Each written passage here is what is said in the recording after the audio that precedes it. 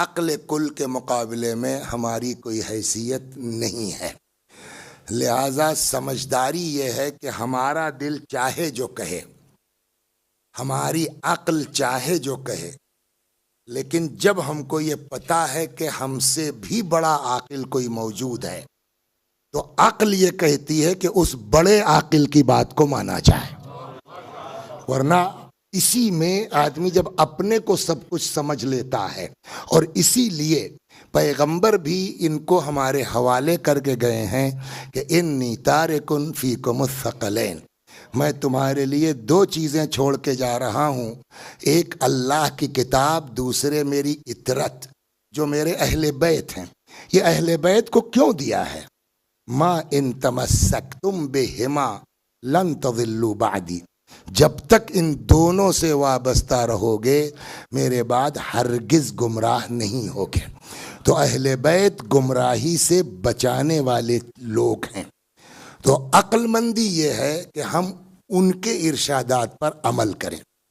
آج کی جو تاریخ ہے، شب شہادت امام سلام اللہ علیہ، حضرت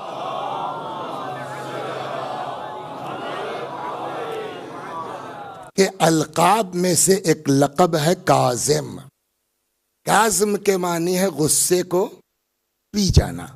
تو اب آج کی مناسبت سے میری سمجھ میں یہی بات آئی کہ کچھ غصے کے اوپر بات کی جائے کہ غصہ ہم کو کہاں لے جا سکتا ہے، اور پھر کیا رہنمائی اہل بیت سے ہم تک پہنچی ہے کہ اس کا علاج کیا ہے۔ صلوات بر محمد و آل محمد۔ چنانچہ پہلی حدیث جو میں نے آپ کی خدمت میں نقل کی ہے، امیر المؤمنین سلام اللہ علیہ کی حدیث مبارک ہے۔ حضرت فرماتے ہیں ایاک والغضب، بچو، پرہیز کرو غضب سے، غصے سے۔ فَإِنَّهُ فَأَوَّلُهُ جنون، غصے کا ابتدائی اثر ہے آدمی معوف ہو جاتا ہے، کرک ہو جاتا ہے، جنون کا شکار ہو جاتا، پاگل پن ہے۔ اس کا پہلا نتیجہ کیا ہے غصے کا؟ دیوانگی، جنون، پاگل پن۔ اور جب یہ غصہ اترے گا تب شرمندگی کہ کاش ہم نے یہ بات نہ کی ہوتی۔ تو امام نے فرمایا بھی پہلے ہی سے اس پر کنٹرول کر لو، اس لیے کہ اولہ جنون و آخرہ ندم، جس کی ابتدا پاگل پن ہے، جس کی انتہا شرمندگی ہے۔ صلوات بر محمد و آل محمد۔ چنانچہ چھٹے امام، امام جعفر صادق سلام اللہ علیہ کا ارشاد ہے، فرماتے ہیں کہ الغضب مفتاح کل شر۔ حضرت فرماتے ہیں غصہ ساری برائیوں کی جڑ ہے، ساری برائیوں کی چابی ہے۔ چنانچہ دوسری جگہ پر رسول اللہ فرماتے ہیں الغضب یفسد الایمان۔ اچھا، جب مومن ہی نہیں رہ گیا آدمی تو پھر اس کی نماز سے، روزے سے، کہ مجلس پڑھنے سے، بھئی پہلے مومن تو ہوئیے گا تب نہ ثواب ہم کو ملے گا۔ اور پیغمبر فرماتے ہیں الغضب یفسد الایمان، غضب اور غصہ انسان کے ایمان کو خراب کر دیتا ہے۔ کما یفسد الخل العسل، جیسے سرکہ شہد کو برباد کر دیتا ہے، ویسے ہی غصہ، بولیے، ایمان کو ایک نبی تھے صلوات بر محمد و آل محمد،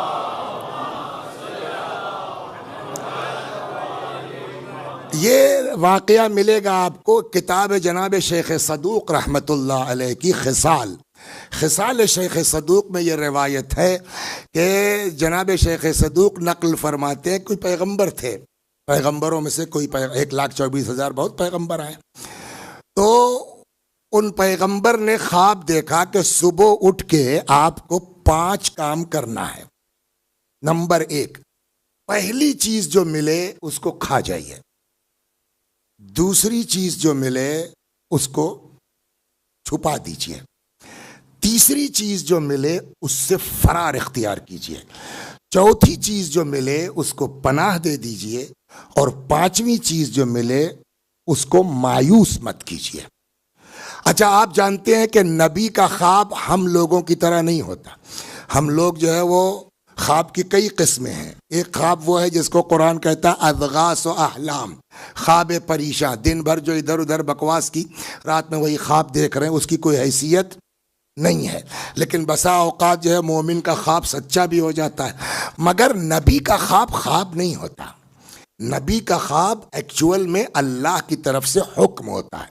چنانچہ جب جناب ابراہیم نے حضرت اسماعیل سے کہا کہ بیٹا میں نے خواب دیکھا ہے کہ تم کو ذبح کر رہا ہوں، تو اسماعیل نے نہیں کہا کہ جو خواب دیکھا ہے اس کو پورا کیجئے. کہا یا ابت افعل ما تؤمر، آپ کر ڈالیے وہ جس کا آپ کو حکم دیا گیا ہے. تو اس کا مطلب یہ ہوا کہ نبی کا خواب عام آدمی کے خواب کی طرح نہیں ہے، بلکہ یہ حکم الہی ہے. تو اب پیغمبر نے خواب دیکھا کسی نبی نے کہ صبح آپ کو پہلا کام کیا کرنا ہے، جو چیز ملے کھا جائیے. آپ صبح اٹھے، جیسے ہی گھر سے باہر نکلے دیکھا سامنے بڑا سا کالا پہاڑ. یا علی مدد، یہ پہاڑ کیسے کھا لیں؟ وہی ہے نا کہ ہم میں اور انبیاء میں عقل کل میں یہی فرق ہے. ہم پہلے ہی ڈیسائیڈ، ارے ہمارے بس میں ہی نہیں ہے، نکلنے کی کیا ضرورت ہے، پہاڑ کھا سکتے ہیں یار، یہ کون سی بات، ایسے ہی خواب ہوگا. لیکن نبی نبی ہے. نمبر ایک، اول خدا ناممکن چیز کا حکم نہیں دے سکتا. دو، ہو سکتا ہے ہمارا امتحان ہو کہ کتنا حکم کا امتثال کرتا ہے. یہ جائیں گے نہیں کھا سکیں گے تو کہنے کے تو لائق رہیں گے کہ ہم نے حکم بجا لانے کی کوشش کی، منہ ہی اتنا بڑا تھا تو کیسے کھا لیتے. تو نتیجہ ہماری ذمہ داری. اس سے ایک نتیجہ یہ نکلتا ہے کہ رزلٹ ہماری ذمہ داری نہیں ہے، ہم کو جو حکم دیا گیا اس پر عمل ہماری ذمہ داری ہے. نتیجہ نکل آیا الحمدللہ، نتیجہ نہیں برآمد ہوا تو کم از کم ہم کہنے کے لائق تو ہیں کہ ہم نے اپنی ذمہ داری پوری کی. پہلی چیز کیا ملی؟ بڑا پہاڑ. یا علی اب کیا کریں؟ مگر خدا ناممکن چیز کا حکم، آگے بڑھے. بڑھنے لگے، نیت کیا ہے؟ اس کو کھانا ہے. وہ چھوٹا ہونے لگا، چھوٹا ہونے لگا، چھوٹا ہونے لگا. قریب بڑھے اور ہاتھ بڑھایا، لقمہ بن گیا. اٹھایا، منہ میں رکھا. آپ بتا سکتے ہیں یہاں شارجہ کی سب سے لذیذ چیز کیا ہے؟ مندی. تو وہ صاحب منہ میں رکھا، بالکل جیسے شارجہ کی مندی مثلا. مزہ آ گیا، زبردست. دوسرا کیا تھا؟ جو چیز ملے اس کو چھپا دیجیے گا. آگے بڑھے تو دیکھا کہ صاحب جو ہے وہ خزانے ٹائپ کا، ہیرے جواہر، قیمتی چیزیں ایک لگن میں ہے. حکم کیا ہے؟ جو پہلی چیز، وہ دوسری چیز ملے اس کو دفن کر دیجیے گا. انہوں نے گڑھا کھودا، اس کو دفن کر دیا. حکم یہ ہے. آگے بڑھے، پھر کچھ دماغ میں آیا، موڑ کے دیکھا تو وہ کشت باہر. ارے پھر خود ہی جواب دیا کہ ایک بار کا حکم تھا، ہم نے کر دیا، ہماری ذمہ داری پوری ہو گئی. آگے بڑھے، دیکھا ایک تیسرا کیا تھا؟ فرار کرنا. دیکھا ایک بدبودار جانور، ظاہراً گدھا، جہاں تک حافظہ کام کر رہا ہے، مردہ پڑا ہوا تھا. حکم ہے کہ فرار، بھاگے تیزی سے. چوتھا کیا، پانچواں کیا، زیادہ وقت آپ کا اس میں نہ لیں. اب کام جب کر چکے تو رات کو سوئے، پھر خواب دیکھا کہ آپ نے کر تو دیا بٹ مطلب سمجھے نہ. کہ یہ جو آپ نے چیزیں دیکھی یہ حقیقت نہیں تھی، یہ سمبل تھے، علامتی چیزیں تھیں جس کو اردو میں کہتے ہیں. وہ جو آپ نے پہاڑ دیکھا وہ سمبل تھا آپ کے غصے کا. شروع میں بہت زبردست ہے، لیکن اگر غصے کو ضبط کر لے جاؤ تو نتیجہ ویسا ہی لذیذ ہے جیسے تم نے وہ چیز کھائی. دو، کیا دیکھا تم نے؟ ہیرے جواہرات. دفن کر دیا. یہ ہیرے جواہرات نہیں تھے، یہ تمہاری نیکیاں تھیں، تمہاری عبادتیں تھیں. تم نے دفنایا، وہ پھر ابھر آیا. ہاں مطلب سمجھے کا نا، کا نیکی کر کے چھپانا تمہارا کام ہے، ظاہر کرنا ہمارا کام ہے. ورنہ یہاں ابھی پتہ نہیں جو ہے وہ کہاں کا تھا، نظر پڑ گئی تو سن لیجیے. آپ لوگ بھی دیکھتے ہوں گے فیس بک. تو ایک دن فیس بک پر دیکھا میں نے، ایک آدمی ٹھٹرا ہوا، سمجھا، اس کے اوپر کمبل ڈالا جا رہا ہے اور 8-10 آدمی لائن سے ہیں اور سب کا ہاتھ یوں لگا ہوا ہے نا، کمبل کے اوپر فوٹو کھینچ رہا ہے. تو لکھنے والے نے بڑا بڑھیا لکھا کہ یہ بیچارہ ٹھنڈک سے تو نہیں مرے گا، احسان تلے دب کے ضرور مر جائے گا.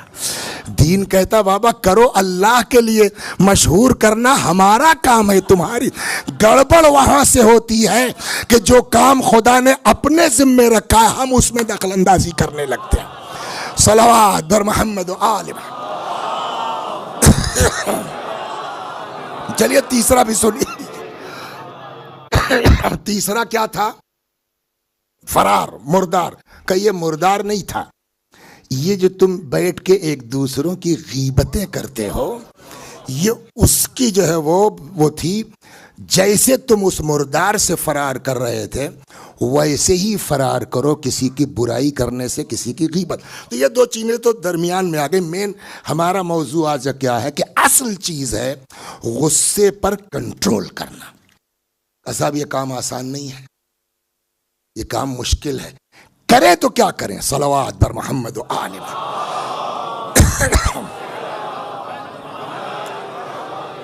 دیکھیے ڈاکٹر دو طرح کے ہوتے ہیں.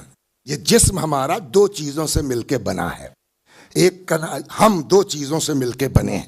ایک کا نام ہے جسم اور ایک کا نام ہے روح.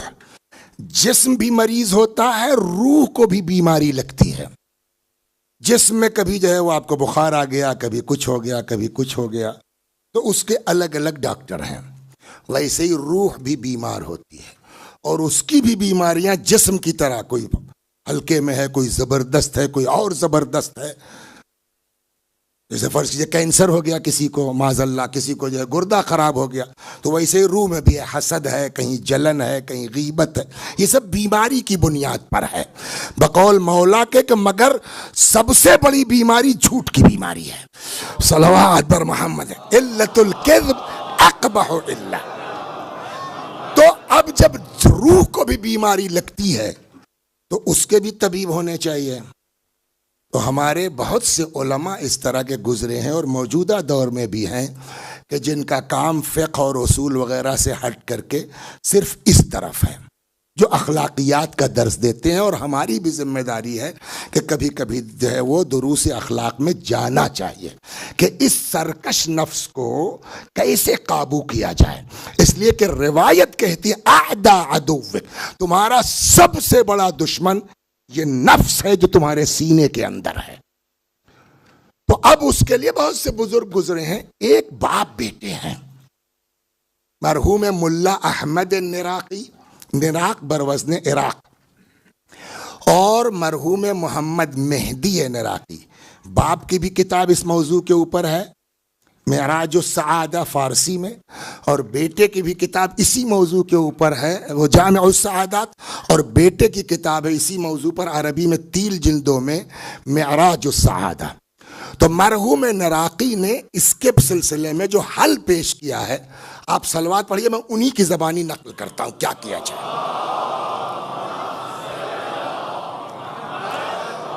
دیکھیے ایک چیز جو غصہ جب آتا ہے تو غصے میں سب سے پہلی چیز جو دماغ میں آتی ہے، بغیر مارے نہیں چھوڑیں گے. یہ ہوتا ہے نہیں ہوتا؟ بدلہ تو لے کے رہیں گے. بدلے کے بارے میں قرآن کیا کہتا ہے؟ بولیے. بدلہ لے سکتے نہیں لے سکتے؟ بالکل لے سکتے ہیں. ہاں لے سکتے. کسی نے آپ کو مارا، آپ مار لیجیے، بدلہ لے سکتے ہیں. لیکن شرط ہے جتنا ہے اتنا ہی، زیادہ نہیں. کیا نام ہے آپ کا؟ محمد علی نے کہا جاہل آدمی کو ممبر بٹھلا دیا. ہمیں غصہ آیا، میں نے کہا یہ جاہل، اس کا باپ جاہل، اس کے دادا جاہل، اس کا خاندان جاہل. کہ بھائی اس نے صرف آپ کو کہا تھا، یہ آپ باپ دادا تک کیوں گئے؟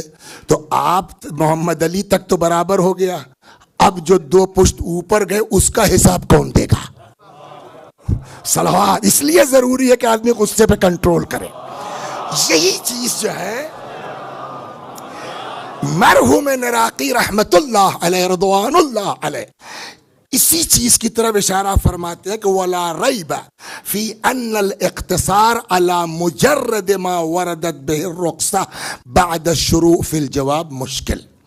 اس میں کوئی شک نہیں ہے کہ جب آپ بدلہ لینے کھڑے ہوں گے تو جتنے کی آپ کو اجازت ہے اتنے پر رک پانا مشکل ہے. کیوں؟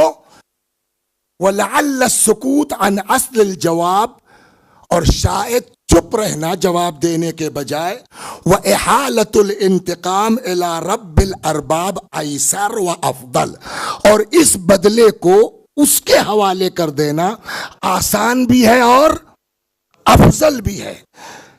کیوں؟ کہتے ہیں اذ اکثر الناس لا يقدر على ضبط نفسه عند فورة الغضب، اس لیے کہ اکثریت پبلک کی یہ ہے کہ جب غصہ آ جاتا ہے تو کنٹرول نہیں کر پاتے ہیں، اور جب کنٹرول نہیں ہوگا تو ضرورت سے زیادہ ہو جائے گا. تو جب زیادہ ہو جائے گا تو آپ گئے تھے انتقام لینے، ظالم بن کے پلٹ آئے. تو اب کیا کریں؟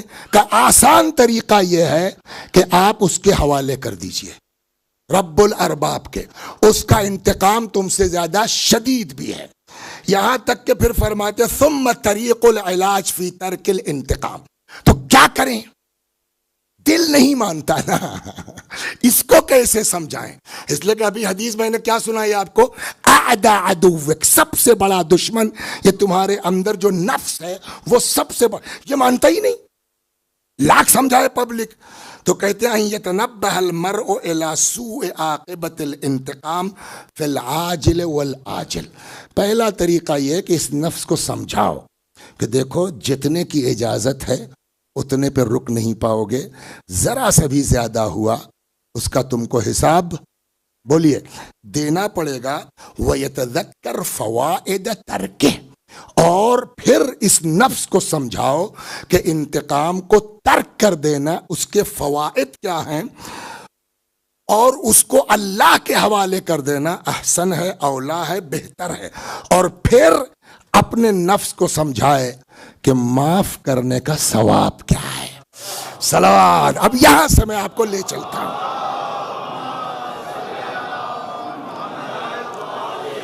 آغاز یہاں سے کرتا ہوں. آپ لوگ مجلس ماشاءاللہ سنتے سنتے جوان ہوئے ہیں. ایک جملہ ہم لوگ اکثر مصائب کے دوران کہہ دیتے ہیں، اجرکم. What's meaning of this sentence?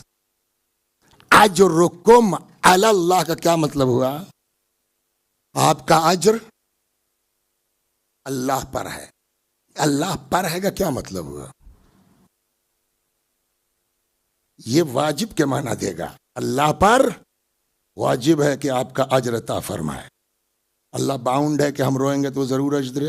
50 مصیبتیں جھیل کر کے جو ہے وہ ابھی جانچ ہو جائے قاعدے سے ہمارے عمل کی تو اس میں 50 خرابیاں نکل آئیں گی. ٹھیک ہے، ہم لوگ کہتے ہیں، آپ سنتے ہیں، ٹھیک ہے. قرآن میں ایک جگہ خود اللہ نے کہا ہے کہ کن کا اجر ہمارے اوپر لازم ہے. صلوات. یہ سنیے،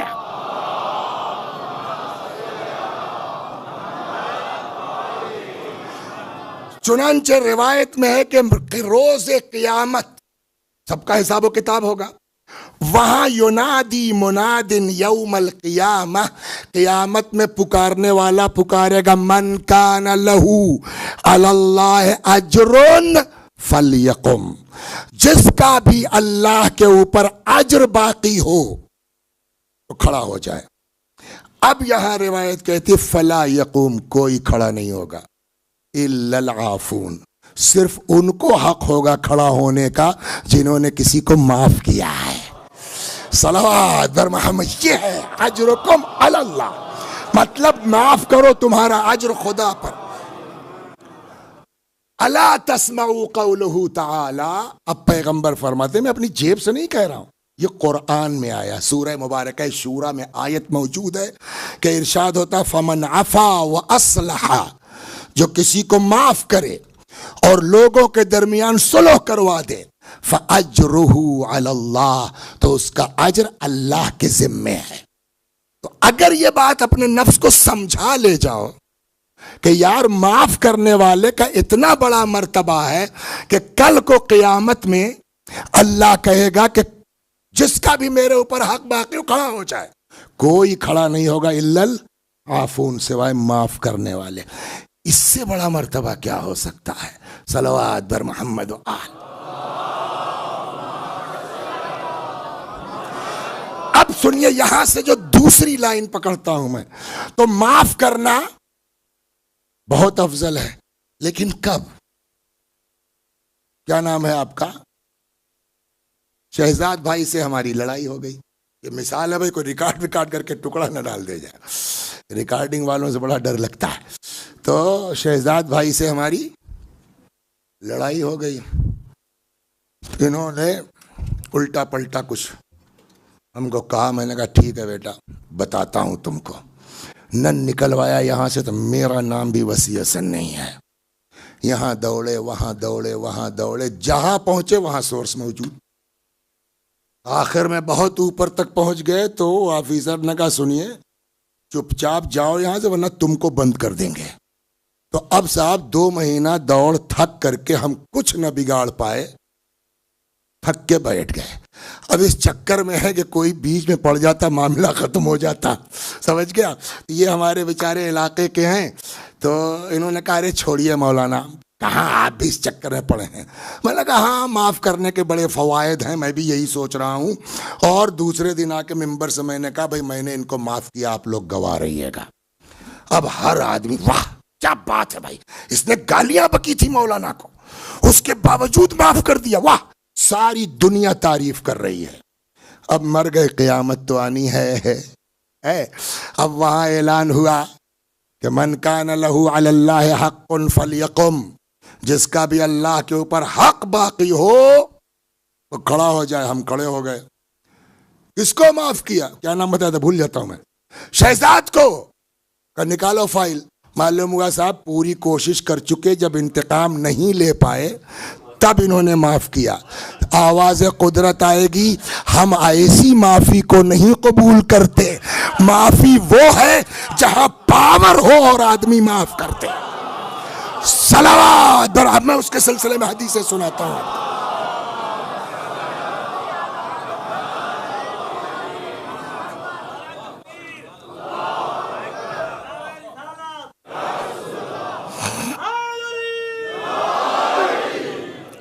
اب یہاں سے آپ چند روایتیں سنیے اہل بیت کی، کہ جہاں کہتے ہیں کہ پاور ہونے کے بعد آدمی انتقام لے سکتا ہے اور نہ لے، وہ بخشش قابل قدر ہے. مجبوری والی بخشش میں ہم کچھ بگاڑ ہی نہیں سکتے آپ کا، تو معاف نہیں کریں گے تو کریں گے کیا؟ وہ کمال نہیں ہے.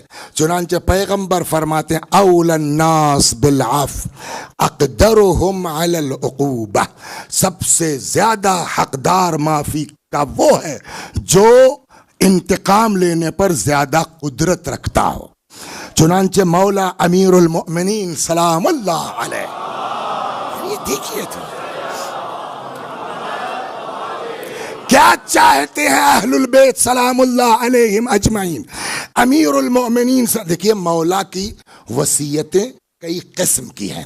کبھی اگر توفیق اللہ نے دی ماہ مبارک رمضان میں آنے کی تو امیر علیہ السلام کی وہ وصیتیں آج اشارتاً جو ہمارے موضوع سے ہے. چنانچہ وَبِذَلِكَ أَوْصَى أَمِيرُ الْمُؤْمِنِينَ، چنانچہ وصیت میں ہے مولا کی. کیا ہے وصیت میں؟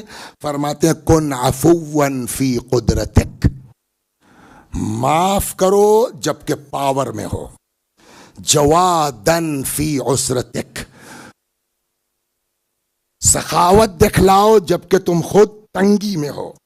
موثراً فی فاقتک، فاقہ ہو رہا ہو اور اس کے باوجود کسی کا پیٹ بھر دو، یہ کمال ہے انسانیت کا. اگر اس کے بعد امام فرماتے ہیں کہ تکمل لک الفضائل، اگر یہ 3 کام تم کر لے گئے، کیا؟ عفواً فی قدرتک، جب طاقت ہو تب معاف کرو. 2 جواداً فی عسرتک، تنگی میں سخاوت، فاقے میں ایثار. تکمل لک الفضائل، یہ 3 کام 3 حالتوں میں کر لو گے تب تمہارے فضائل مکمل ہیں، تب واقعی تم انسان ہو، یا یوں کہیے تب تم حقیقت میں شیعہ ہو، علی والے کہلانے کے حقدار ہو. وقال علیہ السلام، اور حضرت فرماتے ہیں عند کمال القدرہ تظہر فضیلت العفو، جب آدمی پاور کی پیک پر ہو تب جو ہے وہ بخشش کی عظمت نکھر کے سامنے آتی ہے۔ اور مولا ہی سلام اللہ علیہ کہ کئی اقوال اس طرح کے ہیں، سب اکٹھا انہوں نے کر دیا، وہ سنیے آپ۔ فرماتے ہیں العاف زین القدرہ، صلوات پڑھیے محمد والے۔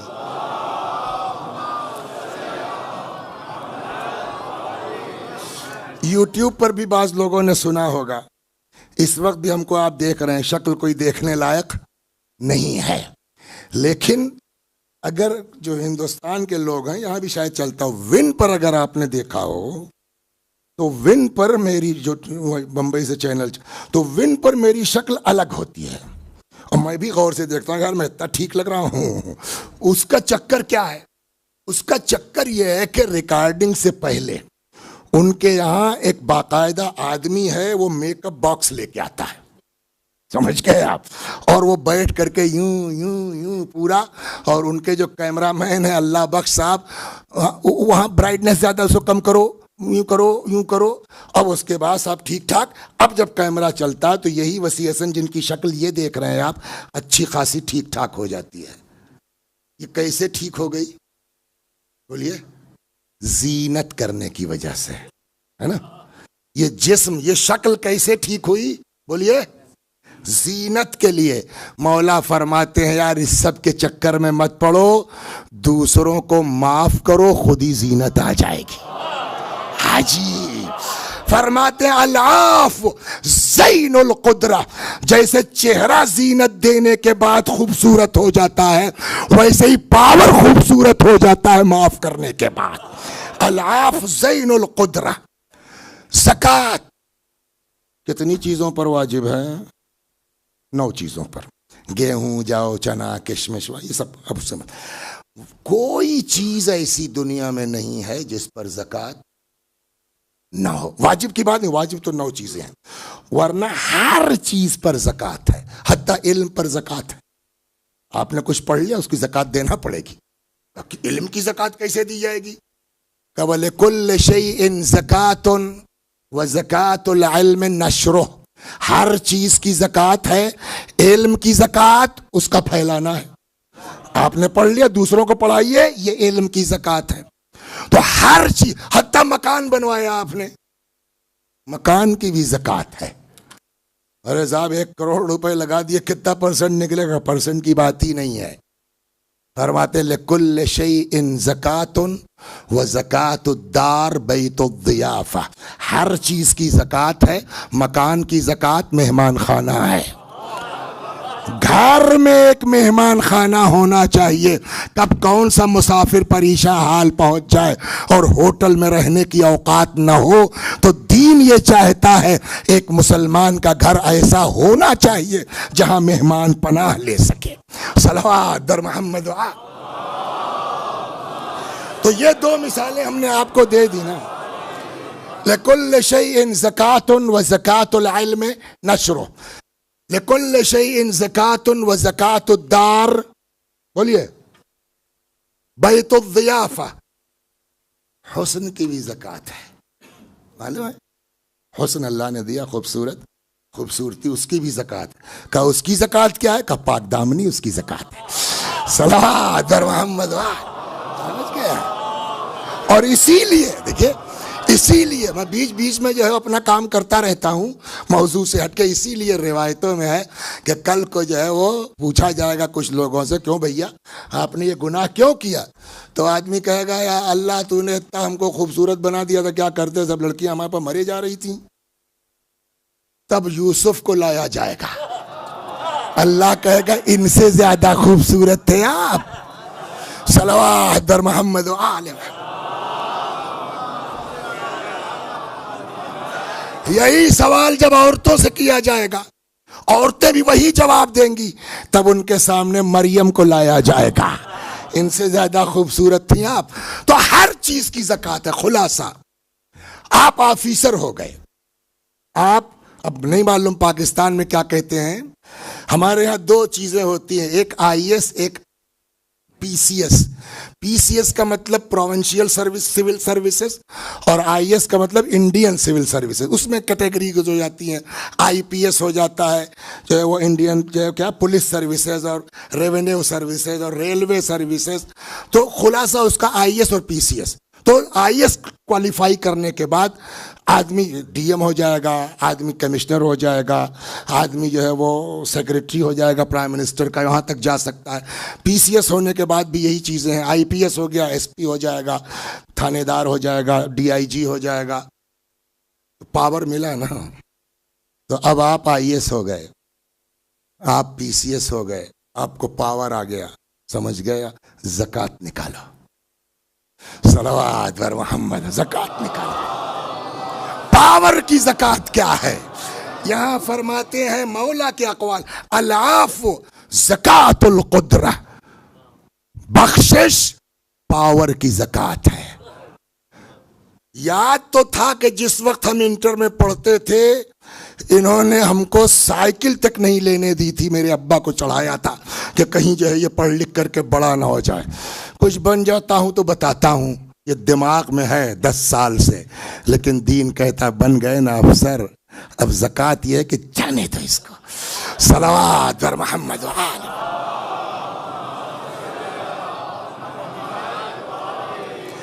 العفو زکوٰۃ القدرہ, العفو زکوٰۃ الظفر, دونوں لفظ آئے ہیں.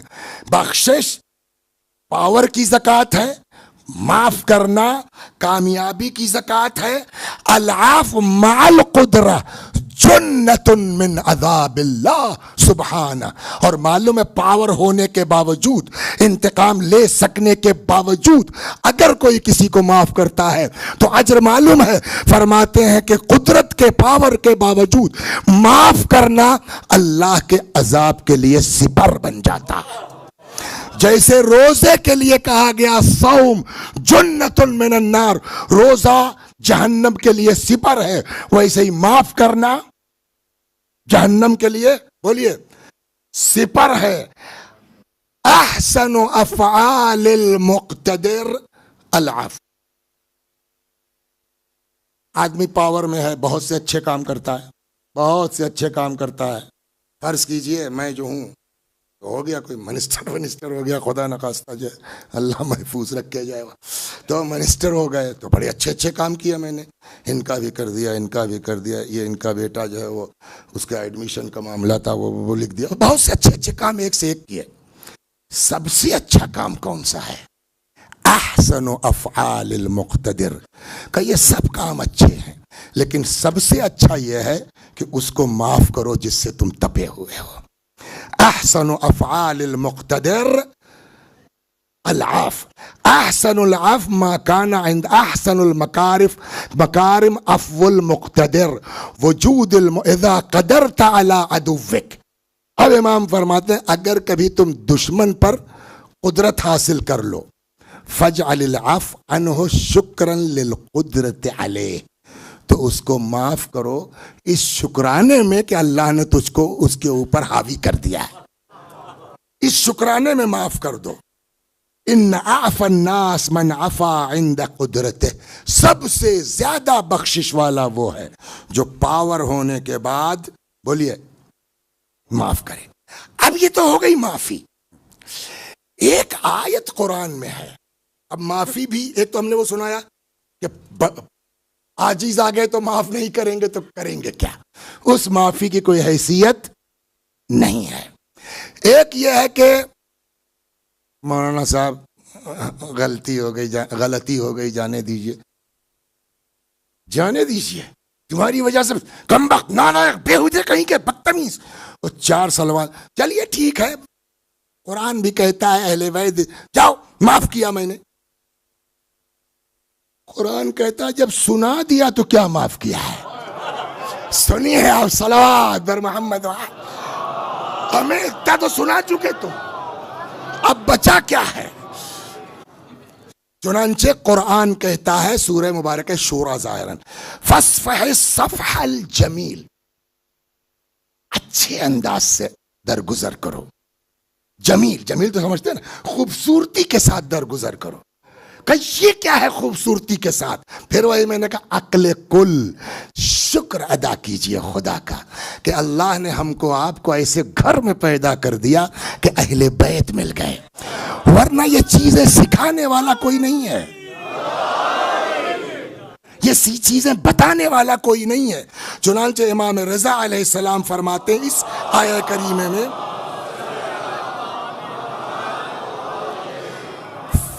قرآن نے کیا کہا؟ فَاصْفَحِ الصَّفْحَ الْجَمِيلَ، جمیل انداز سے، خوبصورت انداز سے درگزر کرو.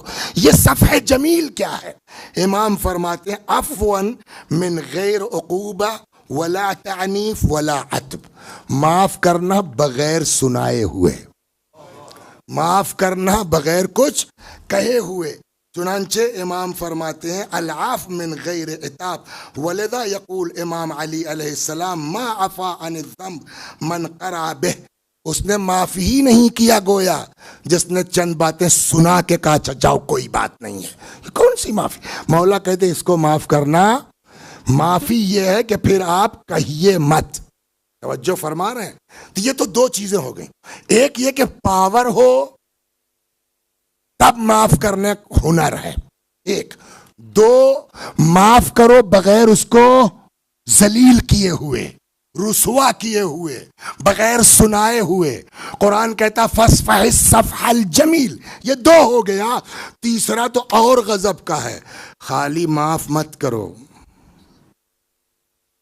اس کے لیے دعا بھی کرو. دین یہ صلوات ہے، سنیے تمام.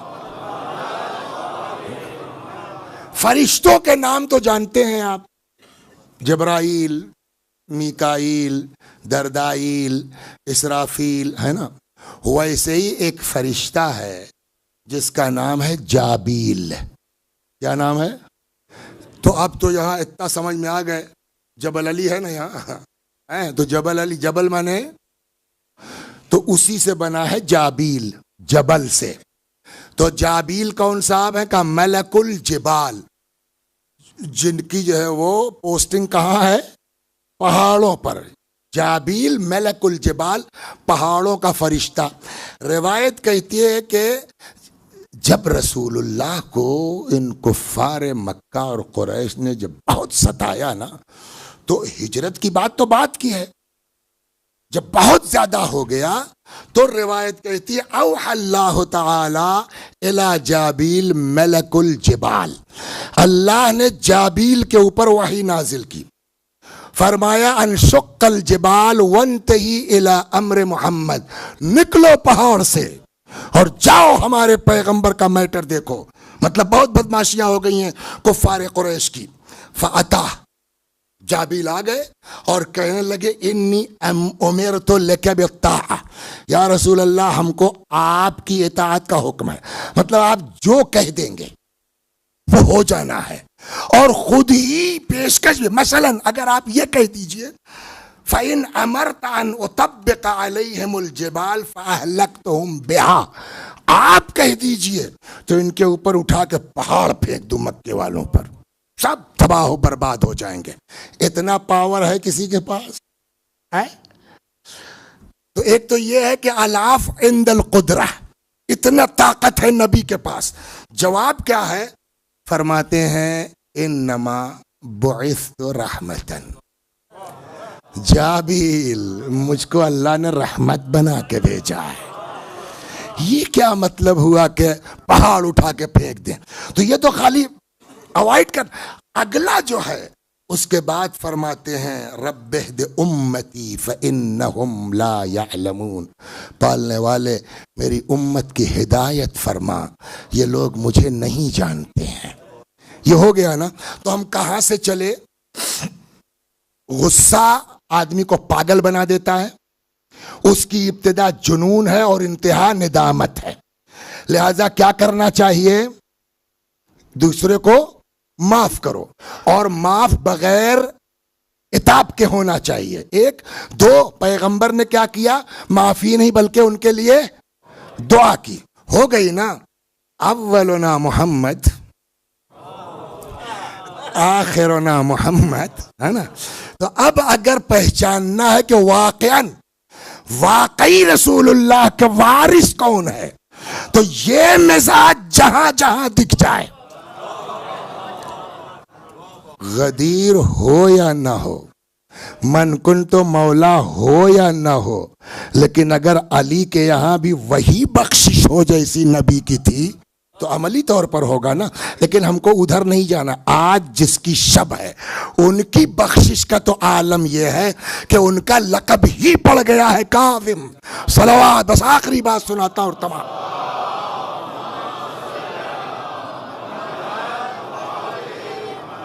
اب یہ ایک روایت سن لیجیے، بج بھی گیا، 9:15 بج گئے۔ یروى ان رجلا من یؤذی ابا الحسن موسى الكاظم علیہ السلام ویسبہ اذا رآہ ویشتم الامام علی سلام اللہ علیہ۔ ایک آدمی مدینے میں تھا کہ جب وہ امام کاظم علیہ السلام کو دیکھتا تھا تو امام کاظم کو فقط نہیں، یشتم الامام علی سلام اللہ علیہ، مولا کو گالیاں بکتا تھا، امام کو برا بھلا۔ فقال لہو بعض جلسائہ یوما، ایک دن امام کاظم علیہ السلام کے ساتھ اٹھنے بیٹھنے والوں میں سے کسی نے کہا دعنا نقتل هذا الفاجر، مولا آپ چھوڑ دیجئے، اجازت دے دیجئے صاحب، مت ڈالیں اس کو۔ فنہاہم علیہ السلام اشد النہی وزجرہم اشد الزجر، سختی سے امام نے منع کیا اور نہایت سختی کے ساتھ ڈانٹا۔ ثم سأل علیہ السلام عن العمری فذکر له انه یزرع بناحیۃ نواحل من نواحل المدینہ، ہم نے پوچھا رہتا کہاں ہے، کیا کرتا، تو کسی نے کہا صاحب مدینے کے قریب میں اس کا فارم ہاؤس ہے، وہاں یہ کھیتی ویتی کرتا ہے۔ فرکب علیہ السلام، امام اپنے سواری پہ سوار ہوئے، فوجدہ فی مزرعۃ لہ، دیکھا وہ اپنے کھیت میں ہے، مزرعے میں ہے۔ فدخل المزرعہ بحمارہ، امام میں سواری کے۔ اب دیکھیے آپ لوگ شہر کے رہنے والے ہیں، آپ لوگوں کو اتنی تکلیف نہیں ہوگی، سن کے اندازہ نہیں ہوگا، لیکن جو گاؤں دیہات کے ہیں ان کو پتا ہے کہ کھیت ویت تیاری کے بعد اگر کوئی اس کو جو ہے وہ برباد کر دے تو آدمی کو ارے آدمی کیا، جناب نوح جو ہے وہ اللہ نے کہا نوح گھڑے بناؤ، گھڑے مٹی کے وہ بنا لیے انہوں نے، سوکھ گئے، جبریل کو بھیج دیا، کہا جاؤ کہہ دو توڑ دیں، تو جبریل آئے کہنے لگے صاحب ایک گھڑا توڑ دیا، اللہ کا حکم ہے، 2 توڑ دیا، 3 توڑ دیا، جب کئی ہو گیا تو جناب نوح نے کہا کہ یار جبریل ہم ہی سے بنوایا، ہم ہی سے توڑوا رہے ہو، اس کا مطلب اپنی چیز سے آدمی کو لگاؤ ہو جاتا ہے۔ تو جبریل نے کہا کہ یہ بتائیے مٹی آپ کی تھی؟ کہا نہ۔ پانی آپ کا تھا؟ کہا نہ۔ کہا اس کے اندر روح تھی؟ کہا نہ۔ خالی شیپ دے دینے سے اتنا لگاؤ ہو گیا کہ توڑنے میں تکلیف ہو رہی ہے، بد دعا کرتے وقت یہ نہ سوچا کہ اللہ اپنے بندوں کو کیسے ہلاک کرے گا۔ تو کہنے کا مطلب ہے کہ آدمی جو چیز بناتا ہے نا اس سے اس طرح ایک طرح سے بولیے محبت ہو جاتی ہے، لگاؤ ہو جاتا ہے۔ تو اب اس کی کھیتی ہے، سواری کے ساتھ چلے گا تو اس پہ اثر تو پڑے گا نا، کھر پڑے گی تو دب جائے گا، ٹوٹ جائے گا، تو وہیں سے چلایا فصاحا لا تعطی زرعا، ارے یار میری کھیتی خراب مت کرو بھائی۔ امام علیہ السلام سے سنی نہیں رہے، چلے جا رہے ہیں، حتی وصل الیہ، اس کے پاس پہنچے، وجلس عندہ، بیٹھ گئے، وباسطہ وضاحکہ، بیٹھے، سمجھ گئے آپ، اس سے ہنس ہنس کے باتیں کرنا شروع کیا۔ ثم سألہ، پھر امام نے پوچھا کم غرمت، کتنا لگا ہوگا، مطلب جتائی، آج کا زمانہ ہوتا تو وہ ٹریکٹر کا کتنا دیا، ڈیزل کا کتنا دیا ہے، مزدوری کتنا دی، کھاد کا کتنا لگا ہوگا۔ کم غرمت فی زرعک ھذا، کتنا لگا ہوگا اس میں؟ اس نے کہا 100 دینار۔ کتنا؟ 100۔ وَكَمْ تَرْجُو أَن تُصِيب، کتنے کی امید ہے مل جانے کی، ریٹرن کا کیا توقع ہے؟ اچھا دیکھیے، آدمی اگر آپ سے تعلقات اچھے ہیں تو آپ کی غلط بات کو بھی صحیح بنا کے سن لے گا، لیکن اگر تعلقات ٹھیک نہیں ہیں تو صحیح بات کبھی تو کہتا لست عالم الغیب. امام نے پوچھا کتنا مل جائے گا؟ کہ اللہ میں کوئی غیب تھوڑی جانتا ہوں. حضرت نے کہا ہم نے کب پوچھا کہ کتنا مل جائے گا؟ ہم نے پوچھا کم ترجو، کتنے کی امید ہے. تو امید تو لگاتا ہے آدمی نا. انما قلت لک کم ترجو، امید کیا ہے؟ کہتا ارجو ان یجیئنی 100 دینار، توقع یہ ہے کہ 200 مل جائے گا. فاخرج ابو الحسن الکاظم علیہ السلام سرۃ فیہا 300 دینار. امام نے جیب سے تھیلی نکالی، سرہ یعنی تھیلی نکالی، اس کے اندر کتنا تھا اتنا سمجھ گئے نا، 300 دینار، 300 تھا. وقال له هذا زرعك على حاله، یہ میری طرف سے 300 پہلے لے لو جو امید ہے، بقیہ جو پیدا ہوا وہ اپنی جگہ، وہ اللہ جانے تم جانو. واللہ یرزقک فیہ ما ترجو، دعا بھی، اور اللہ انشاءاللہ دے گا تم کو جتنا تم نے امید لگائی ہے.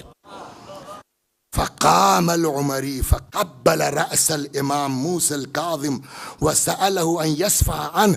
ارے صاحب وہ تو کھڑا ہو گیا، کبھی یہاں چوم رہا کبھی یہاں چوم رہا. صاحب غلطی ہو گئی، سرکار غلطی ہو گئی، معاف کر دیجئے. اب سمجھ میں آیا کیوں دین کہہ رہا ہے. آگے چلیے. فتبسم ابو الحسن علیہ السلام وانصرف، امام مسکرائے اور چلے آئے.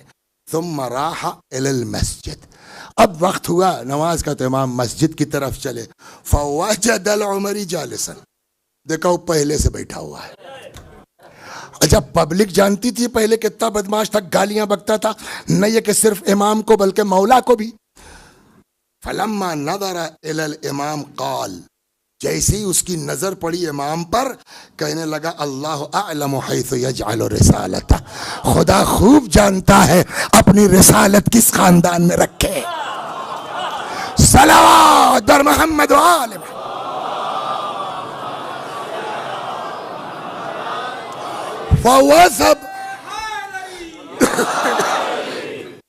فوثب الیہ اصحاب الامام، اب ٹوٹ پڑے امام کیا خیریت تو، اب یہ کیا، کل تک تم اور کچھ تھے، آج جو ہے اس طرح کی باتیں، قرآن کی آیت پڑھ رہے ہو اللہ اعلم حیث یجعل رسالتہ.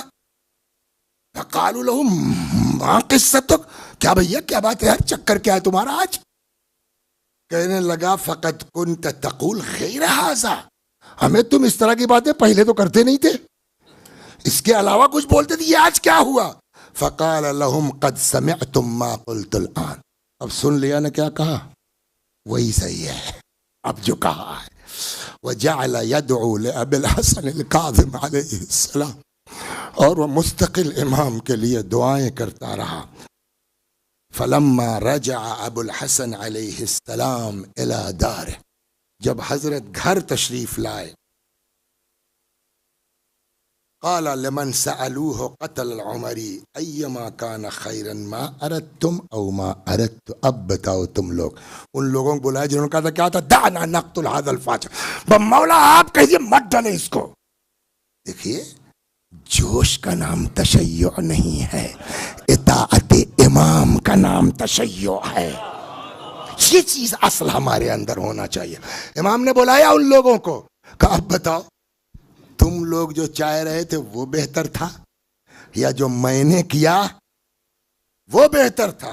انی اصلحت امرہ بالمقدار الذی عرفتم، 300 روپے میں کام ہو گیا اس کا، بلا وجہ تم لوگ مار پیٹ کے چکر میں تھے.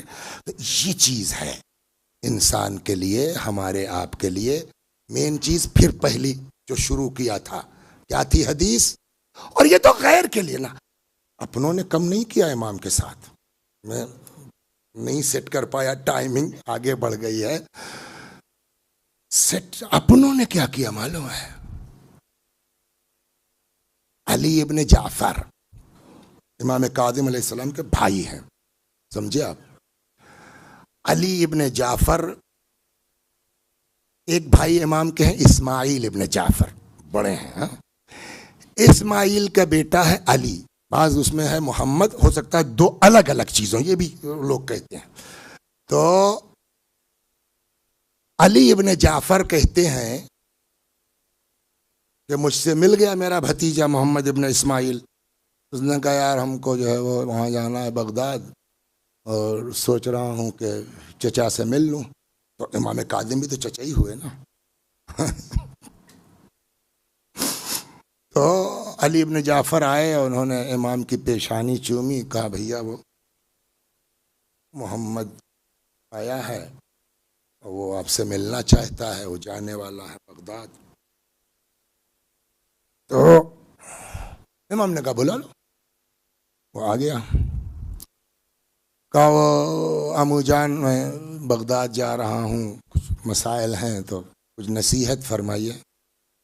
تو حضرت نے کہا کہ نصیحت بس اتنی ہے کہ کوشش کرنا میرے خون میں تمہارا ہاتھ نہ ہو.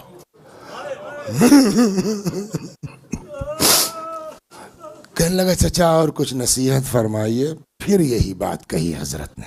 پھر کہا کچھ نصیحت فرمائیے. تیسری بار بھی امام نے کہا نصیحت یہ جاؤ مگر میرے خون سے اپنا ہاتھ رنگین مت کرنا. پھر بھائی کو بلایا علی کو, علی ابن جعفر جو امام کے بھائی تھے. پہلے دیا ان کو 100 درہم کی تھیلی کا دے دو اس کو. کہا آپ کی باتوں سے لگ رہا ہے کہ یہ وہاں جا کے بدمعاشی کرے گا. کہا ہاں.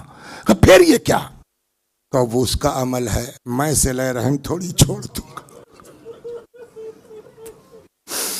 مسلمانوں شیعوں تمہارا امام اس طرح سے وہ بھتیجا جو قتل کی سازش میں شریک ہو سکتا پتہ ہے, اس کے باوجود امام نے یہ کہہ کے اس کو راستے کا خرچ دیا کہ میں صلہ رحم نہیں چھوڑ سکتا. اللہ اکبر. کئی قید خانے بدلے گئے اور آخر میں حضرت کو حوالے کیا گیا سندھی ابن شاہد کے. یہ یہودی ہے. جتنا نقصان ان سبوں نے پہنچایا ہے نا دین کو اتنا کسی نے نہیں پہنچایا. بعض روایتوں میں 2 طرح کی روایتیں ہیں. ایک روایت تو یہ کہتی ہے کہ ہارون نے خود زہر آلود کیا. اس کھجور کو سوئی اس میں دھاگا لگا کر کے اور دھاگے میں زہر, اس کو باقاعدہ اس پار سے اس پار کھینچا گیا تاکہ وہ کھجوریں, اور پھر اپنے آدمی سے بھیجوایا کہ کہہ دو کہ یہ خود اپنے ہاتھ سے میں نے یہ سب کیا, 10 مہینے کھائیے بقیہ آپ کے لیے بھیجی ہے. ایک روایت تو یہ ہے کہ خود ہارون نے کیا. ایک روایت یہ ہے کہ سندھی نے یہ کام کیا, اور جب امام پر زہر نے اثر کرنا شروع کیا, سلام اللہ علیہ سلام اللہ علیہ سلام اللہ علیہ السلام علیک یا باب الحوائج السلام علیک یا موسیٰ بن جعفر السلام علیک السلام علیک. جب زہر نے اثر کرنا شروع کیا تو بعض یہ کہتے ہیں کہ اس نے بغداد کے جو سربراہردہ اشخاص تھے مین ان کو بلایا, بڑھیا بستر استر لگا کے امام کو اچھے بستر پر لٹال کے بلایا کہ بھئی اپنے ہاتھ سے تم لوگ اپنی آنکھ سے تم لوگ دیکھ لو, طبیعت ان کی ٹھیک نہیں ہے. کل کو اگر یہ ان کا انتقال ہو گیا تو مجھ پر الزام مت دینا. دیکھ لو کتنے قاعدے سے ان کو ہم رکھے ہوئے ہیں آرام سے. وہ تو اپنی جو سرکاری سیاسی مجبوریاں ہیں کہ یہاں قید, ورنہ ان کے آرام میں کوئی کمی نہیں ہے. تو بیچارے سیدھے سادھے مومن ان کا ہاں بھائی دیکھنے میں تو لگ رہا ہے کہ یہ لو پیپر اس پہ سگنیچر کر دو. امام نے اشارے سے منع کیا.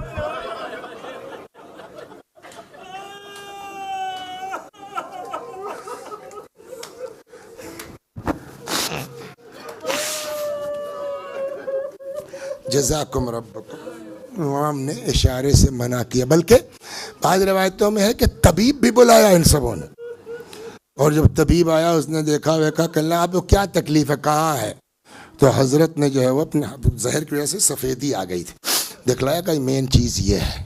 تو وہ طبیب باہر نکلا, وہ کہتا ہے تم لوگوں سے زیادہ ان کو پتا ہے کہ کیسے کیا زہر دیا گیا ہے. بہرحال جیسے ہی جو ہے وہ ان مومنین نے چاہا کہ دستخط کر دیں, حضرت نے اشارے سے منع کر دیا. لوگوں نے اب اس کے بعد جانتے ہیں میری ہمت نہیں پڑ رہی پڑھنے کی. سناؤ آپ کو ان کو باہر کر کے قید خانے کا دروازہ اس ملعون نے بند کر لیا. اب اس کے بعد وسیع حسن مت پڑھو کیا. اس سندھی ابن شاہق نے ملعون نے کوڑا لے لیا ہاتھ.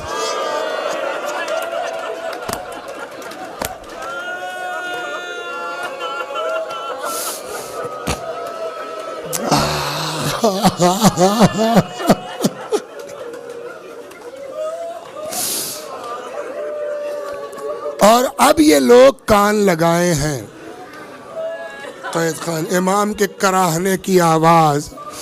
اور اسی میں بعض کہتے ہیں کہ آخر میں ہم نے سنا کہ آخر کار امام نے کہا پالنے. دیکھیے امام کے جو ہے نا ایک دعا یہ بھی ملتی ہے امام کی کہ جب قید خانے میں آئے تو جانتے ہیں ایک دعا امام کی ہے کہ پالنے والے تیرا شکر ہے کہ تو نے مجھ کو اپنی عبادت کے لیے اکیلی جگہ دے دی. لیکن آج کیا ہوا کہتے ہیں کہ اس نے کوڑے سے امام کو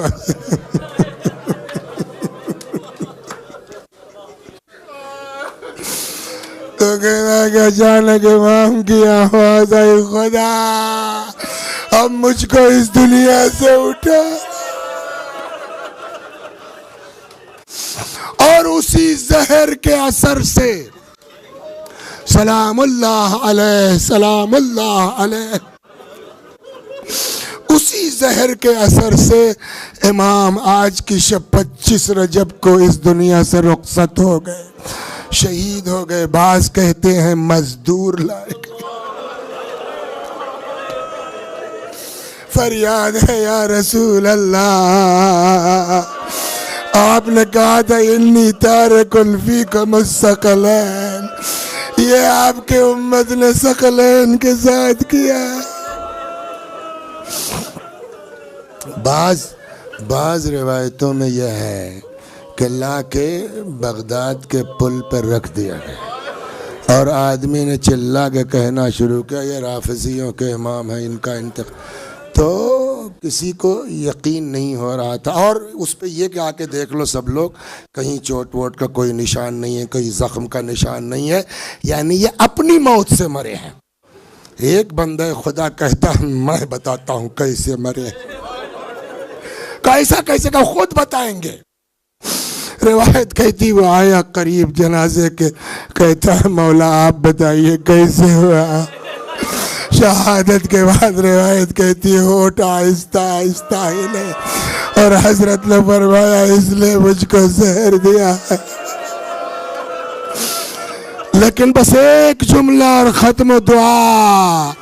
مظلوم ہے پردیس میں ہے مزدوروں سے جنازہ اٹھوایا گیا پل پہ رکھ دیا گیا سب کچھ کیا گیا. لیکن بقول امام حسن کے لا یومک یومک یا ابا عبداللہ اے حسین تمہاری کربلا سے بڑھ کے کچھ نہیں. میں کہوں گا آقا آپ کو زہر دیا گیا آپ کو قید میں رکھا گیا لیکن آپ کے ساتھ وہ نہیں ہوا جو میرے مولا کے ساتھ ہوا ہے. کیا کہا جب سر و تن میں جدائی ہو گئی عمر سعد نے کہا جو لوگ حسین کے جسم پر گھوڑے دوڑانا چاہتے اپنے گھوڑوں کو لگا کے آگے آئے 10 سے